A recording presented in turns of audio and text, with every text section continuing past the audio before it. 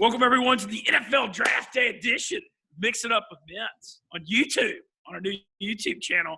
I'm your host, Ben Mintz, coming to you from Oxford, Mississippi. Martin Black holding down the fort in Shreveport. Martin, our co-host and producer, what's up, bud? How are you? Good, man. Rise and shine. This is the earliest I've been up in a while, but ready to get after it. Thrilled to have Josh on. And, this is one of the best days in a while, NFL Draft. I can't believe we have so much to talk about. Well, and I was going to say, our special guest of honor today, it's a historic day for LSU football. Going to be the second time in the last 15 years LSU's going to have a quarterback taken number one overall, which is actually going to be second to Oklahoma. We're joined by Josh Booty, former LSU quarterback, and we've had a lot of fun doing radio together through the last couple of years. Josh, what's up, bud? How are you? I'm doing good. I appreciate you guys wanting to have me on, especially on draft day. And I'm as pumped as anybody without, all these sports being on the last month or so. It's been relatively boring in the sports world, and we've got to see the Jordan documentary last week, and the draft this week is going to carry a lot of weight, and hopefully it'll bring a lot of fun and anticipation, as it always does to fans. So this is awesome. Josh, as an LSU guy, historic next few days for LSU. Could have, 4 or 5 first-round picks, Yep. Coming off the dream 2019 season, and now they have a shot to fire up some of Miami's NFL draft records, and Yep. these guys certainly deserve it. 16 combine players. For those who's listening that don't understand what that means, is we had 16 guys be invited to the scouting combine that were juniors and seniors that were draft eligible, and that to a record. So, this has just been a phenomenal year for LSU. It's like everybody got, kind of piggybacked off each other and got good all at the same time. And that's a big testament to, Orgeron, of course, and of course, Joe Brady being there at LSU, and Aranda and that defense, and how they work in the offseason with Tommy Moffitt. Don't ever forget the strength and staff, that gets these guys ready for the next level. And I think they can recruit off of this as well. A lot of this will be in their marketing material to get recruits in the next few years, and they're going to springboard from this. So, having the Heisman Trophy winner, winning a national championship, having the Coach of the Year, having the Biletnikoff winner, and then having 16 guys go to the combine, and probably 16 guys drafted, maybe 7 or 8 in the first 2 rounds. It's just unbelievable for the university, for the team, for the brand. Well, It seems almost unfair for LSU to, have a Heisman winning quarterback, because they've always had the NFL factory thing going for them, and now you just add that. This is going to be a fun decade, I have a feeling. Yeah, the talent's always been there, and that's what we've always, really complained about to a certain degree, because, we've always been a little pro style, double tight ends, 2 backs, 2 wide receiver sets. Even in 2-minute, we never ran 4 wides, 5 wide spread. The RPOs, of course, implementing all of that all at once with a quarterback like Joe Burrow, who understood how to run it. He ran it in high school. He ran it in 3 years at Ohio State, even though he didn't start under Urban Meyer. He understood this offense. And then when Joe Brady came on the scene and was able to, to really implement what he wanted to, and what he had learned, and into what, the good things that here had already brought to the table, it just ballooned into, these guys becoming superstars right in front of our eyes. And so, yeah, it's a testament to everything. These guys growing up together, playing a lot of ball. Burrow was only there for 2 seasons, but, if you get the chance to start at a university like LSU for 2 years, that's pretty awesome, because there's a lot of great players that come before you and after you, and someone's always wanted to take your job. So he did a wonderful job of leading this whole thing, man. And he was elite, an elite efficiency wise quarterback. And that's what I was surprised the most, is just how efficient he was in that offense with Joe Brady. Well, I want to mention the Burrow thing too, because we were previewing the LSU football season, 10 months ago. We were saying, you could win a title with Burrow.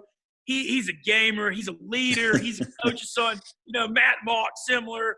Any idea going into the season he was going to win the Heisman Trophy and be the number 1 overall pick? Josh, have you ever seen a rise this fast? I have not. And one of the things you and I talked about on our radio show, Ben, was, in the SEC media days, he had talked about, hey, we're going to score 40, 50, 60 points a game. And we're like, whoa, dude, that's going way out there, right? I mean, to say, predict, whatever you want to call that, prophesy now that we know that he did it. But, I think he understood, at Ohio State, they had all those great players, and they do score it in bunches at Ohio State. Last decade, they've been like that. Or last 5 or 6 years, they've been like that, where they average 45, 50 points a game. And he probably understood once he stepped on campus at LSU with the athletes we have, that we were totally capable of getting to that type of offensive production. It was just a matter of having the right offense in place. And so he had seen it at Ohio State, even though he was backing up with J.T. Barrett and Dwayne Haskins and all those guys that played before him and Urban Meyer, that if LSU could get to that similar offense, he knew the talent was just as much as he had, in the locker room as they had at Ohio State. So he predicted something that he was probably pretty familiar with from just understanding the dynamics of the talent that he had on the team compared to what he had before. And yes, they did. They scored in bunches. Well, you look at Burrow. Go ahead, Warren. Sorry. It's really funny to look back at after what we just watched him do, that it was a big question whether he could go into Austin and win. Like, that was a big question. And then, the thing about that game, and again, Ben and I covered all this back during the season, is, it was a confidence building game. And in the fourth quarter, when things got tough and tight and we were down or up, several points, and it was one score difference game, we never let the foot off the pedal. And we played like a team that had adopted the culture of the spread, and we had been doing it for 10 years. And I love that we didn't go back into the past and get real tight, 3 yards of cloud of dust, play action maybe, you know what I'm saying? It was weird to get used to. I remember that. I was like, okay, our offense is better, so I don't need to be this nervous about it. But that's exactly right. We stayed wide open, pedal to the metal.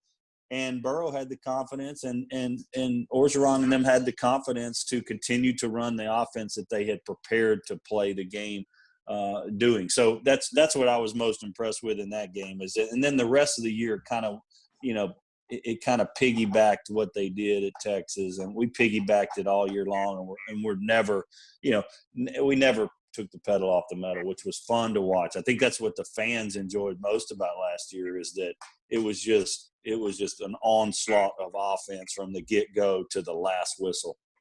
Well, so let's talk about Burrow's NFL future here. He's going to be the one pick for Cincinnati. A lot of reports he called Peyton Manning last week to ask him about, just advice as a rookie, because, so much of being a rookie in the NFL, he's not landing with Andy Reid and the Kansas City Chiefs, or where Deshaun Watson went to Bill O'Brien in Houston. It's a lot different when you're the one pick, and you don't get to go to a great organization. What kind of expectations do we have here at the beginning? Yeah, the first year is always hard, especially for a first pick in the draft, because of that situation. You're usually, entering into a situation where you're on a rough, a team that had a rough season the year before. And history has not been good to those first-year quarterbacks that were first picks. And so this is the thing, I think, is you got to look at 4 or 5 years down the road. Burrow knows he's going to be there if he plays well. So he's got to do enough offensively and in that locker room and from a leadership perspective to really help the team, the fans, the culture see a little bit of light at the end of the tunnel. When I say light at the end of the tunnel, I think that's what people get fired up about. It's like, what, the Bengals have been bad for a long time, but we see some light in Burrow and what he can do, and then free agents start to re-sign there. They go get a couple here and there, and then that's how you build. It's not going to happen year one. If they win 8 games, it would just be unbelievable, right? And so I think it's just they've got to build around him, and he's got to show the fans that there's some light at the end of the tunnel after year one, and continue to grow and grow and grow. And then, look at Aikman or Peyton Manning and how they fared. It wasn't their first year. They struggled like the Dickens, but Burrow will probably play better than both of those guys did as a rookie, just because he does have a few pieces AJ Green's wonderful. Yeah, Mixin, that's the what I'm running saying. back's AJ wonderful. Green, hopefully, if he stays healthy, I could see him. He's gonna have I could see him having a big. Hopefully, him being a big friend of Burrow. He can hit all those. I think Tyler Boyd has a good chance to play the Justin Jefferson role pretty well. Yep. I think they got good players around him, better than most teams that draft first. Overall. So I think that he's got a fighting chance. I just think that, if there's some bright spots, I think, in the first year, it will be awesome for Burrow, because they'll be able to go out and get another receiver, maybe a big time offensive lineman or somebody that can come in and go, okay, these guys, these guys are on a good trajectory, Well, I want to run through the LSU guys that can get drafted first round and then ask you about the quarterbacks. So we know Burrow is going to go number 1. What other guys end up getting drafted tonight? I feel like Justin Jefferson's name's getting called. I mean, I just feel like his skill set out of the slot and crossing routes and stuff translates so well to the NFL. I know this is a loaded wide receiver class, but I feel like he's going to go tonight in round 1. It is. I think he'll be the 4th receiver taken. Yeah, why not? The 4, everything's the 4th. He ran a 4.44 at the combine too. 4.44. Yeah, dude, he's a fantastic player. He looks like he's 6'4" when he's out there on the field. He's got the big body frame, great hands, great one-on-one, jump ball skills. You look at Judy, you look at CeeDee Lamb, you look at Ruggs. Those guys have elite speed and route running ability, and then Jefferson falls right behind those guys. So I'm pretty excited about seeing where he lands. I think there's really 8 or 9 players that could be in the first 2 or 3 rounds for LSU. Of course, Grant Delp at the safety was probably going to be a top 5 pick overall before this year, and he dealt with some injuries, and he came on late and played well. I love Patrick Queen, the linebacker. Yeah, 6'2". He rose so much. Queen's the fastest riser. I think Queen could get drafted by the New Orleans Saints. I think that's a good situation for him on the turf with his speed and athletic ability. He made big plays in the big games against Tua. He picked the ball off. Christian Fulton's probably going to be a late first-round pick. He's a guy that that can cover and is an elite corner. Probably will be an elite size corner. Too. Good size. Thaddeus Moss and Clyde Edwards-Helaire probably second-rounders. To be honest with you, I just feel like that's kind of where they'll fall. Chason is just awesome. I think he's got the ability to be, I think, in the middle of the first round pick, but the ability to be a really good pro.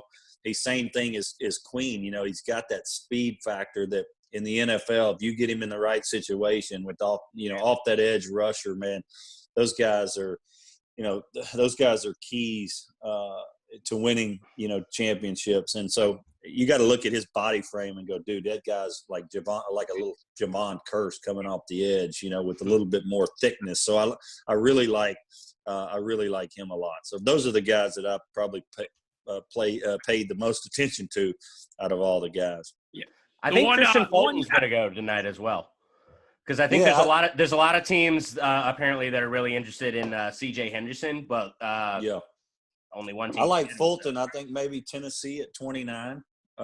Titans. Yeah, I think they'd love to get him there. They got a Dory Jackson as well. They got some good players on that defense. They got a really good team. Yeah, Malcolm Butler. I mean, to maybe land Christian Fulton there would be huge for Tennessee. I've got him at 29. The one that may not be called tonight, but man, I swear, Josh, I know you're a big Pats and Tom Brady fan. Clyde Edwards-Helaire in Tampa and the James White will complete their offense. Second round, that's a Mintz prediction. I just feel like Edwards-Helaire is perfect with Brady. The skill set, the versatility. And he can block, and they're going to throw the ball a ton. Yeah. You can pass protect. You can be of big-time use in Bruce Arians' offense. They go wide open. They're going to go wide open a lot with all the talent they got, and they'll be in 4 and 5 wide receiver sets because Brady can handle that. Because in the NFL, if you can handle the blitz, you can get in those scenarios. You can get in those 4 and 5 wide receiver sets. If you're a quarterback that can't handle the blitz, it's scary because you've only got 5 guys protecting the quarterback, and your quarterback's your bread and butter. So a lot of teams won't go into the 4 and 5 wide receiver sets a lot just because their quarterbacks can't handle it week in, week out. And Brady, he can definitely handle it. So Clyde Edwards-Helaire would be great for that system. Your thoughts on Gronk coming back to Tampa with Brady? I think it's awesome for the football. So excited. Of course, I am a Patriots fan. I've been for years, but to see them back on the field together, I mean, are you kidding me? We never thought we'd ever see it again. And then when Brady signed with Tampa, you didn't think about it, a whole lot. And because the Patriots owned Gronk's rights, and for him to, kudos really to the Patriots and to Gronk. Gronk was not going to go back and play in New England because they'd have to start all over. They're retooling at the quarterback position unless they go out and get a Cam Newton or something here late. So that, he wasn't going to go back there and play. He'd rather retire. And so Belichick knew that. They could get a fourth rounder out of him. That's great for what the Patriots' needs were. And they might jump in and get a quarterback because of all this, and that with that draft pick. And then Gronk gets to play again in a high-octane offense with Tom Brady, his best bud. So that'll be fun. Yeah, and he gets to live in Florida too. Gronk used to live off seasons in Tampa. And so right when I saw Brady in Tampa, I kind of thought, I didn't know this was going to happen. Well, Tampa's a party city. We got to keep Gronk out of trouble. Yeah, exactly. Yeah. He's tired of that Northeast, man, Yeah. He'll be out in Soho. Yeah. Oh. Yeah.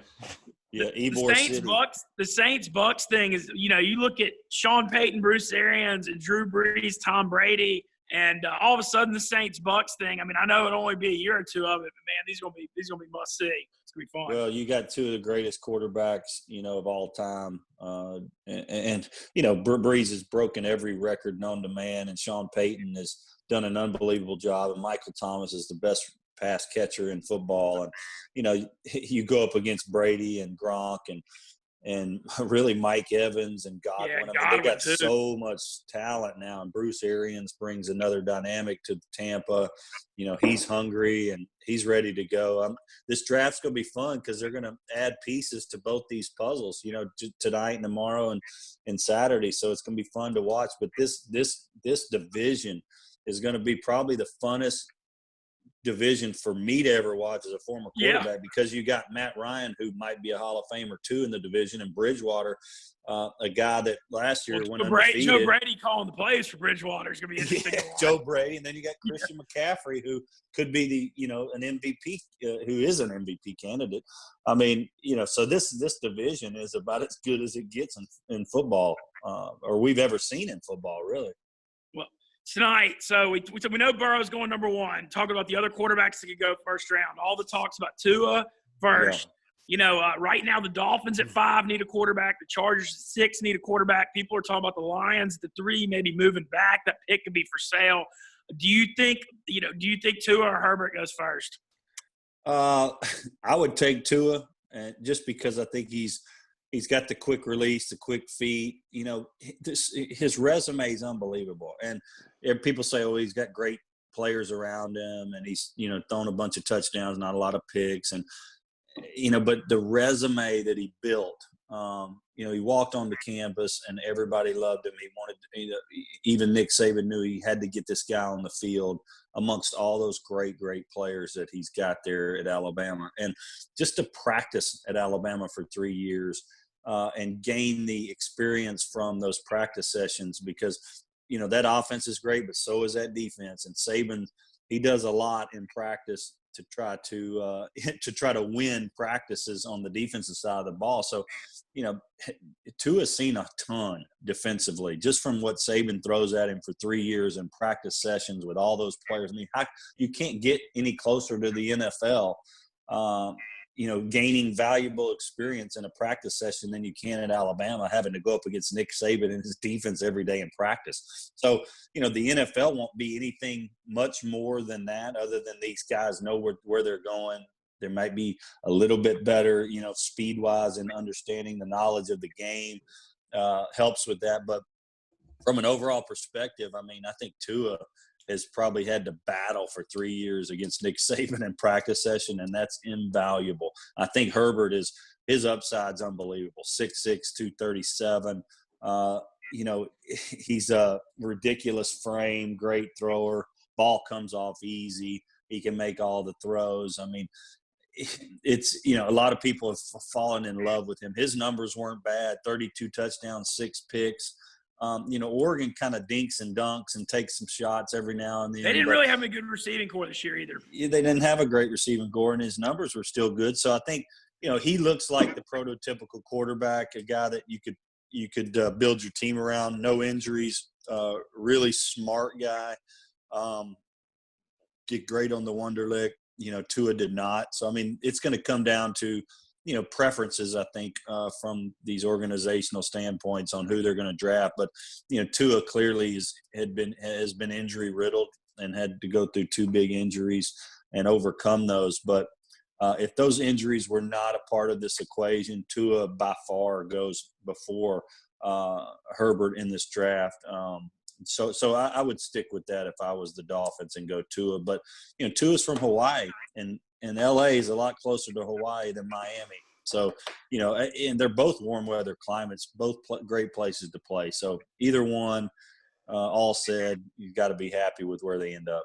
I got 2 questions on Tua. One, do you think there's a trade up to get him, or do you think he falls and someone takes him in their rightful spot? I think it could happen. I've heard Detroit, you know, would love to have him at 3 even. You know, I don't know. I think they're going to stay there. I think the Dolphins and the Chargers are going to go back-to-back quarterbacks at 5 and 6, and it's going to be Tua and Herbert or Herbert and Tua. And I think they both fit in well. Both have real needs for a QB at the top part of this draft. You know, Matt Stafford is in Detroit. I know that's a possibility, and in a couple of years, one of these kids could take over. But I think the needs for the Dolphins and the Chargers are that they got to get a quarterback here early in this draft, and they'll stay there. Say they both panic, though. How far does Tua then drop? If they both panic, I don't know, man. You know, Tua could – not Jacksonville at 9's got to be the end. Yeah, I was looking at my list over here to the side. I mean, Jacksonville. What Gardner Minshew's all they got, right? I don't know.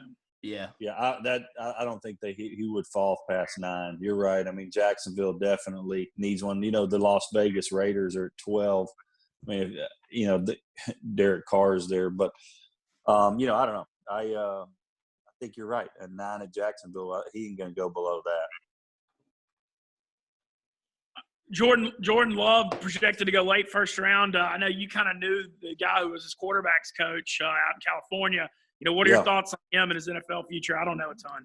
I think he's a year away. He's definitely a wild card. Most athletic out of all these guys. He's kind of got a little of them homes. He needs some coaching.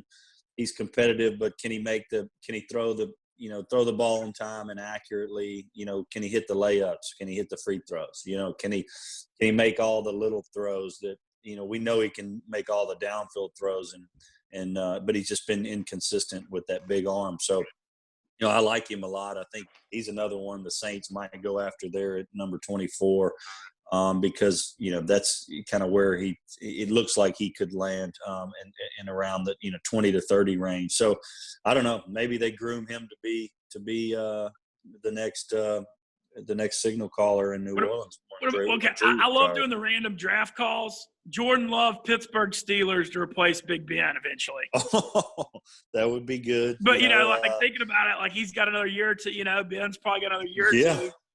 Yeah, and where are they at? I'm looking at they're like Pittsburgh. Like 20. Yep. Somewhere. Yep. I don't know. That one just feels like – I feel like the Steelers got to do something. Ben's, you know, he's Eli Rivers' age and coming off that elbow thing. I feel like they got to do something. That'd be a good one. You know, Green Bay might draft a quarterback too, which sounds crazy because Rodgers is just so good and not an older quarterback. But, you know, maybe get someone like that 2 years down the road, have them ready to play, you know, depending on the situation. But I like Jordan Love. I love Burrow. I absolutely love Tua. Herbert and Love are a little bit more projects for me, and I think they're second-year guys. Okay. Well, I want to ask you about, you know, you're very familiar to draft days. Heck, you know, you obviously got drafted 5th overall, I believe, in baseball, and then you were 5th rounder in NFL. You know, what's draft day like is, you know, knowing your name's about to get called? What's this like? Well, you know, in baseball, it was a lot easier for me because I knew I was going to go early, you know, so it's a lot more fun when you go early. In football, I knew I was going to be a middle of the draft guy. I didn't really know how high I was going to go. And so it's very, very tough just to sit there and wait and wait and wait. And you see these guys in the draft rooms that think they're going to go in the top 10 and slide down into the 20s. We've seen, Aaron Rodgers, Matt Leinart, guys in the past that thought they were going to go maybe even number one and have fell into good situations too, depending on who drafts you. So, as a quarterback, you're only as good as the people around you. Sometimes it's better to be drafted a little later than early. And, you want to get that money up front. And I know Burrow is excited about being the number one pick, and I would have too. That's a dream come true. But my draft day experiences were very different. And, I've been able to talk to a lot of kids through the years that were going to be early and going to be late because of it and my experiences. But it's not any fun sitting around waiting. It's once you get drafted, though, you're elated. You're pretty excited. You're ready to go, and you're ready to get to that city and see what they're all about, and meet everybody, meet the players and coaches. But man, the draft day in itself, or draft days for me, because I didn't get drafted till late in football, was very, very difficult, because I was like, man, I think I'm better than that guy. I think I'm better than that guy. Mm-hmm. So it's a competitive thing, it is. It's a competitive thing. I'll out throw that guy right now. I've always thought that has to be the most thrilling thing, realizing where you're going, it's like, well, when you got drafted by the new Marlins in baseball. I mean, how exciting was that? It was awesome, because it happened exactly like we planned it. It happened early. I was just, it was as a new team. Wayne Huizinga was a wealthy owner. Mm-hmm. It was like, dude, everything fell into place, and it was awesome, because I was in the big leagues at 19 or 20 years old, because they were a new franchise. They weren't real stockpiled in the organization. I had big league call-ups, at spring training invites. I mean, it was just like epic, right? And at the same time, I was missing football, so they were making me go to winter ball and fall league and all this stuff. And I was like, dude, I want to be watching Abram at Evangel and LSU. I want to be playing football. I see Peyton Manning. He's playing at Tennessee. I'm like, that looks like a lot of fun, And then during baseball, I'm like, I want to be the next Alex Rodriguez. So I had all these things going on in my head. It's like, sometimes options aren't great, but the experiences were amazing. I've got buddies and lifelong friends in both sports, and it's like it's wild, because not a lot of people ever have those types of experiences, to be honest with you. And I have been drafted early, and I have been drafted late. It sucks, and it's been good. You know what I'm saying? And I don't want to say getting drafted sucks, but, when you're sitting there waiting and okay, well, I had Jerry Jones call me the night before the draft and go, we're going to draft you in the third round, Dallas Cowboys. Oh, and I'm like, sweet, dude, this is going to be awesome. So I'm sitting there watching the TV. I'm all fired up. And I'm sitting there in Shreveport, Louisiana. And then I see Dallas Cowboys select, Quincy Carter, quarterback, Georgia. I'm like, you gotta be kidding me. You know what I'm saying? So I'm like, and I like Quincy. He played baseball a little bit too in the minor leagues. I don't think he got out of A-ball, but I was like, how did Jerry call me last night and tell me that? And then today he's going to draft Quincy. So he just took a flyer on Quincy. Probably the day of the draft, felt like, shoot, I'm going to have me a real athletic quarterback here. And, he was before his time, because he could probably play better in an RPO system. But, anyways, those are some of the draft day stories that I have that, man, that was really devastating. I'm curious. So just not just as if you're getting drafted by a team, but you're going to live somewhere too. Obviously, you're pumped and you get drafted by the Florida Marlins. When you get drafted by Cleveland, is there a kind of I got drafted by Seattle. Oh, you got by Seattle. I'm sorry. Yeah, Holmgren drafted me. I knew that. In Seattle, and that's when they signed Matt Hasselbeck. I knew that. I'm sorry. When he was backing up Favre. So I was there in camp with Hasselbeck and Brock Heward and myself. And what happened was, Holmgren got frustrated at Hasselbeck for a few, mishaps in practice and in preseason, and he brought in Trent Dilfer. And Dilfer started the first 4 or 5 games till Hasselbeck really was ready to go. as the new starter in Seattle. And then when they drafted Dilfer, when they signed Dilfer at the end of camp, I got put on practice squad. And the first day that I was put on practice squad, Cleveland claimed me and put me on the 40-man. So that's how I ended up in Cleveland. And, week one. And we were playing Seattle week one, which was crazy. So I go to Cleveland. We're playing Seattle week one. And Hasselback, who was my roommates, on the other side of the field, and they had to come to Cleveland to play. So it was pretty funny because I took the playbook with me from Seattle, and I had it in the locker room. And Butch Davis and all them were asking me, "Hey, why don't you bring that playbook on up here? We want to see what you got." So I went up there and spent like 2 hours in the coach's room with all the guys. Bruce Arians, everybody was in there, and I just went through what we were doing all preseason, and I didn't bring that playbook up there because I knew it was an NFL violation. But I knew so much. They wanted to see what I did know and put it into the game plan. So I had told them a lot about what we were doing, but I was kind of ticked at Seattle because I wasn't there anymore. And even though I love Matt and Dilfer and those guys, I was like, man, I want to make sure I get in good with these new guys, with Butch.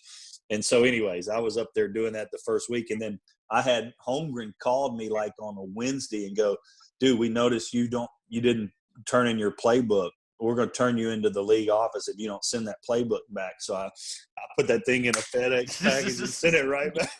Yeah, that's not a man I want to mess with. No. So it was funny because Holmgren got all pissed at me, but I liked Holmgren. I liked Mike. He was a little moody, but I like him. Who won that game? Cleveland game. Yep. It was low scoring. It was like Seattle beat us.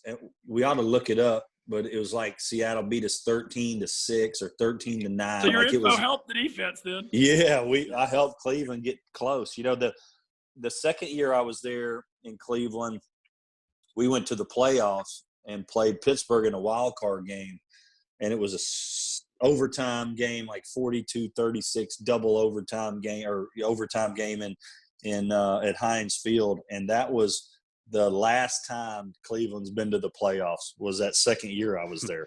So we had a pretty good team, and Couch was doing a pretty good job. But Bruce Arians, we had a great staff. Bruce Arians was there. Todd Bowles was there. I didn't realize their relationship went that far back. Yeah. The Keith Butler, linebacker, defensive coordinator for the Steelers. We had Chuck Pagano was on that staff. Wow. Vic Fangio. I mean, we had a lot of good coaches on Butch Davis's staff there. Carmen Policy was our GM, and he was in San Francisco with DeBartolo. So, I mean, we had a lot of the San Francisco regime. Dwight Clark was also there running player development. So it was fun. Hey, while we're on the topic of sorry, Ben. Let me ask one last Cleveland thing, Martin. Oh, sure. Were you on the team when Tim Couch hit that Hail Mary in New Orleans? Yeah. Oh, yeah. I got to ask that.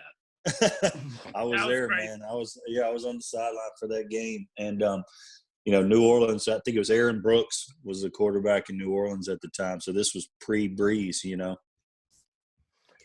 So in my sort of half-ass research I did before this, I saw you were on the 07 Raiders practice squad.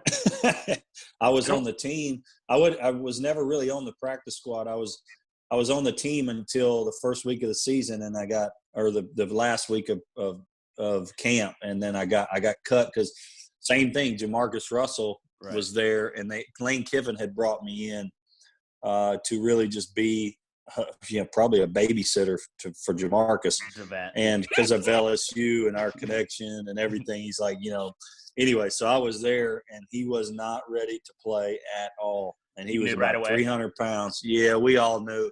And Greg Knapp was our offensive coordinator, and John DeFilippo was our quarterback coach, and they go, man, your boy is just. He ain't ready to play. He was a little bit lazy. He was out of shape. He was behind the 8 ball, very inaccurate in practice, but a great guy. He was just, he wouldn't come to team meetings on time, stuff like that. So Al Davis got really frustrated and said, man, we got to have, for the first month of the season, we got to have a guy that's played.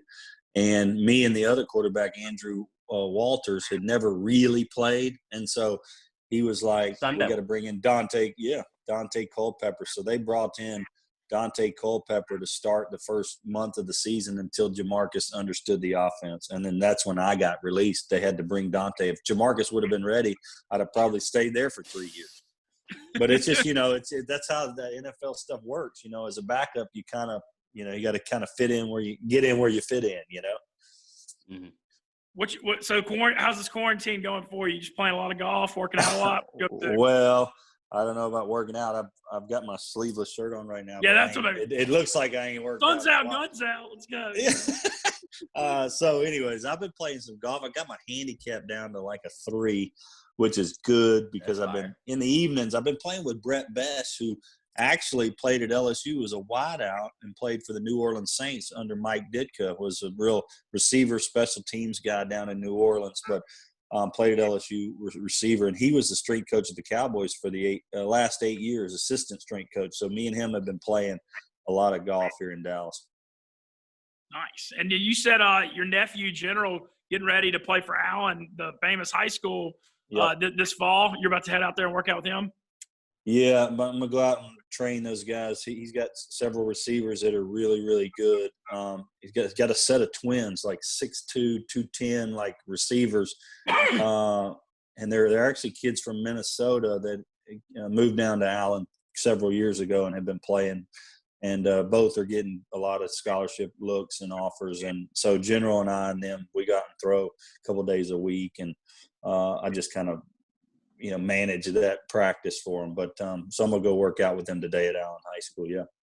Heck yeah, man. Any plans for the draft tonight? I mean, I guess you can only do so much. I'm going to go, I'm going to just hang out with Abram in general and Gina, who Ben, and Abram's wife, Amy, and my niece, Avery, at their house in Allen. After we throw, we're going to go over there and cook out and watch the draft.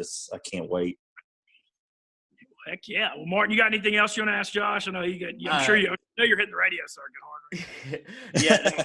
I would be remiss if I didn't ask about your brief stint with my Arizona Diamondbacks. You like the Diamondbacks, huh? No, I liked that show. Yeah. I like that show a lot. That show was like built for me. But my dad, my dad grew up in Arizona, so we were big fans. Well, I see the Arizona flag in the background there, the Cardinals. Yeah. Yep. That's a Diamondbacks pennant, actually. Oh, it is. Yeah. Oh, yeah. 2001 World Champs. That's awesome. Randy Johnson, Kurt Schilling. But I was really excited to buy a Diamondbacks booty jersey. I have one somewhere. The Next Knuckler was a reality show based on a knuckleball that Major League Baseball Network put together, and my best friend, actually Kevin Millar, hosted the show, and some guys that I'd known before and played with, Charlie Huff was coaching, and he's a famous knuckleballer from the past, 70s, 80s, and 90s, and had a fantastic career. Tim Wakefield was on there as well, teaching us how to do it, and it was competition reality show. It was you, your brother, Ryan Perlew, David Green, and Doug Flutie, right? Yeah. It was a real cast of characters. It was a wild show. Yeah, we were supposed to have couple more guys. I mean, you got to go back and watch it because it's just must-see TV, man. No, it was we had a blast doing it, but it came down to me and David Green. But we got to pitch against some college team and some pro hitters, and it was fun, man. I mean, we just had a good time with it. And then I was throwing it well enough that, I say well enough. I mean, the Diamondbacks brought me into spring training to try to help develop it a little bit. And what happened was I was in spring training. I pitched in 3 spring training games with the big league club against the Giants. And I'm sitting there on, they bring me out of the bullpen. I'm throwing the knuckleball in the bullpen, which is hilarious just to begin with, middle relief, it's 7th inning or something. I'm throwing the knuckleball, and then, they bring me in or whatever. I'm like, you got to be kidding me. Bruce Bochy's over there. They just won the World Series, and they're across the diamond, and all these big leaguers are watching me throw this 60-mile-an-hour knuckle. it's the funniest thing you've ever seen. I'm nervous. I mean, I've never been so nervous in my life. I'm like, I've been throwing this thing for like a month and a half. Like, and now I'm pitching in the big league spring training game against the World Series champions. I mean, there's no way you can't make this stuff up, right? I mean, someone, roll the film, please. This is great. Anyways, that, I had 3 outings. I think I walked each outing was an inning. I think I walked 5 or 6 guys. I struck out like 5 guys though too. So I mean, it was either a ball or they were swinging and missing. So it was no one. I didn't give up an extra base hit, which is crazy in 3 innings. And I think I gave up 3 or 4 bleeding singles and walked 5 guys. So I gave up a run or so or 2, but.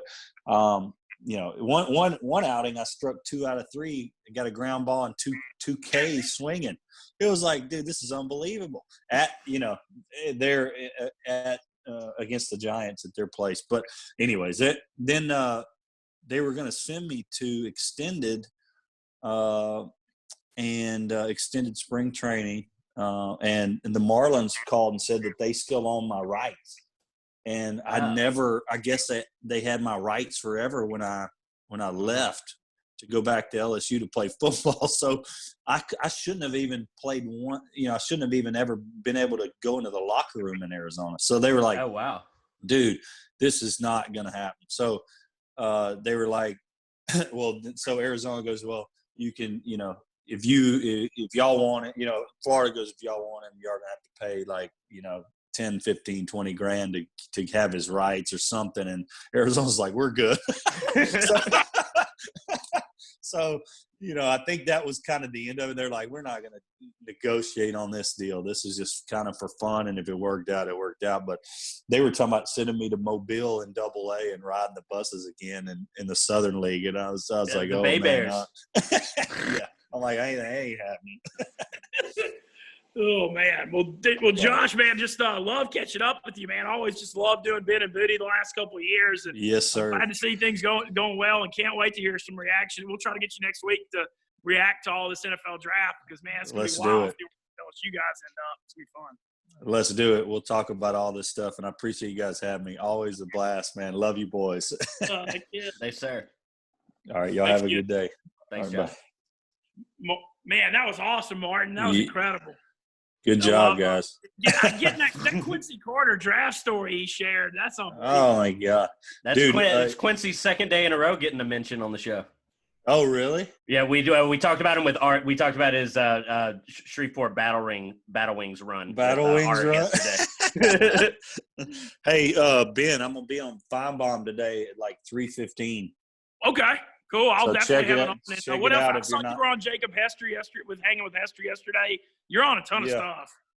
I'm on. I'm doing Tiki Show Friday, like a recap, I think. Okay. Oh, nice. So yeah, man, doing some stuff. I mean, well, we appreciate you fitting us. Yeah, we appreciate you. Y'all are my favorite. You're always the best one to do it with. All right, man. Y'all have. I appreciate you saying that. Thanks again to Josh. Y'all be good, baby. Thanks, Josh. Former LSU Tiger quarterback, NFL quarterback. The list is so long. The best, the knuckleball 2013 winner. Man, your resume, it's not a short one. I can say that. I don't know, man. I don't know. We're gonna keep going. Thanks again to Josh Biddy for joining us, and Martin. Great. I love talking draft with Josh. Excited for tonight, and tomorrow. We'll hit them back with a recap of the night tomorrow pretty quick. We also got a commitment from our good friend Cassidy King tomorrow too. Sweet. First round react. Okay. Yeah. Yeah. First round react. We'll talk Cowboys with Cassidy. I got another line out to another big guest that I'm trying to run down today to join me and Cassidy. We'll see if I can get him. But loved having Josh on today, man. And, that was really fun. Got to say, you asked some great questions today, Martin. I was just trying to get a word in, man. I knew y'all had a big rapport. I had a lot to say. Yeah. Oh, I knew you did. Yeah. I want to thank our sponsors, Bergeron's, Boudin and Cajun Meat Market, Great Rap Brewing, as well as our boy Blake Jackson over at Whisk. And looking forward to watching the NFL draft tonight. Really cool episode today with Josh and the recap tomorrow. Looking forward to it. We'll have it out pretty early. Yeah, absolutely. And everybody that's been liking our videos, subscribing, keep it up. We love that. And, the show is really rolling now. So get excited.